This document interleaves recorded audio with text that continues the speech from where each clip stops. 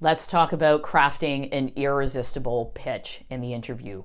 Promoting yourself is not the same as bragging or being conceited. And if you're uncomfortable with it, this lesson here is to guide you through how to assess and present your value with examples. If you ask 6 different people in your network what you're good at and what you're known for, what challenges you, and in a pinch, what they would call you about, you're probably going to learn a lot about yourself. I encourage you to do that if you haven't done it before. If you don't know how to create a pitch for yourself and you don't know what your attributes are or you're struggling, ask 1 family member, 2 friends, 1 childhood friend, 1 newer friend, and 1 or 2 colleagues and your boss or someone that reports into you as well if you have that information. If you don't have all of these people in your network, try and get it from anyone that you can. Step outside of these people to gather this information. Assess the feedback that you've been given, and if you don't start to see some similarities in the feedback, I would argue that you might be a sociopath, but you will start to see some similarities in them, I promise you.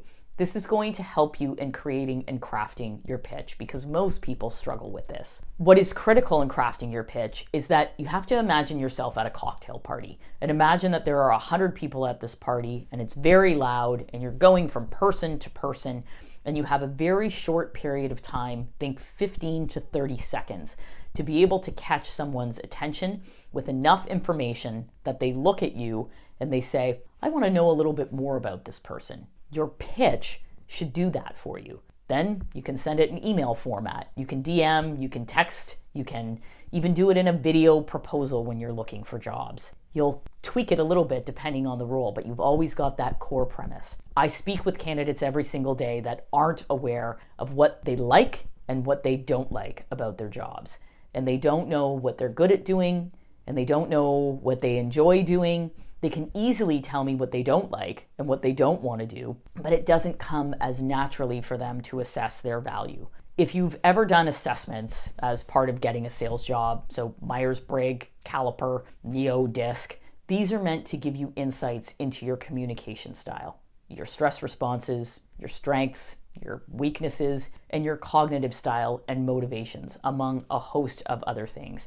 I'm not telling you have to invest if they haven't invested in doing that at a company that you've worked at, but they're good tools to start to figure out who you are and what you're good at if you're absolutely lost. But these tools aren't assessing your value. Your value is what you carry with you from job to job. It's what you inherently have to offer due to your skills, your abilities, and your experience. It's what you know you are capable of doing regardless of the circumstances. Here is a very brief checklist for you to begin to start to think about your value. Reflect on your accomplishments. Gather feedback. Analyze key performance metrics. Assess your soft skills. Review customer feedback. Consider the industry knowledge that you have. Evaluate your sales techniques. Do some self-reflection. Think about the continuous learning you've done. Think about the customer relationships you've built. Think about the team collaboration that you have. Think about how you set and achieve goals. Think about your personal brand. Think about how you present yourself in the sales process. Think about what you know about the competitive set or competitive analysis. We are going to share elevator pitches in our community constantly because you're going to be tweaking this all the time.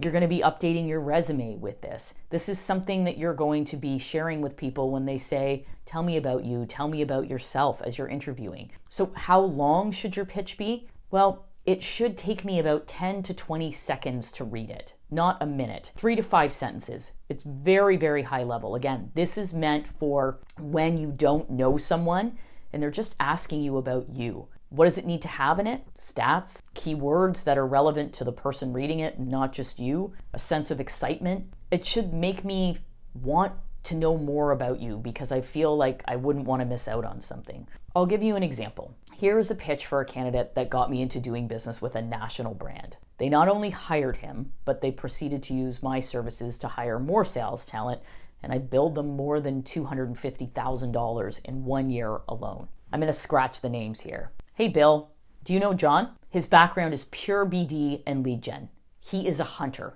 This guy is persistent, driven. My term, here it would even be relentless. He's won President's Club awards every single year in the past 5.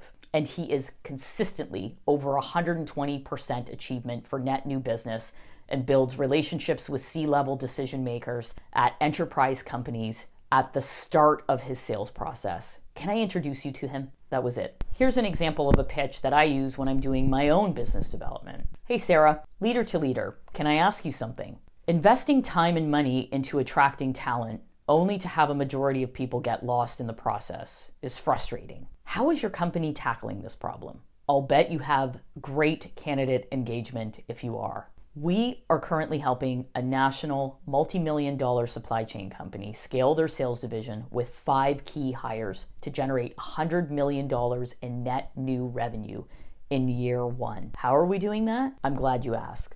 Want to see the case study? And then we include a link to it. We have so many pitch examples to share to you. We're going to be putting them into the content and we're going to talk about them in the community. I'll see you in the next one.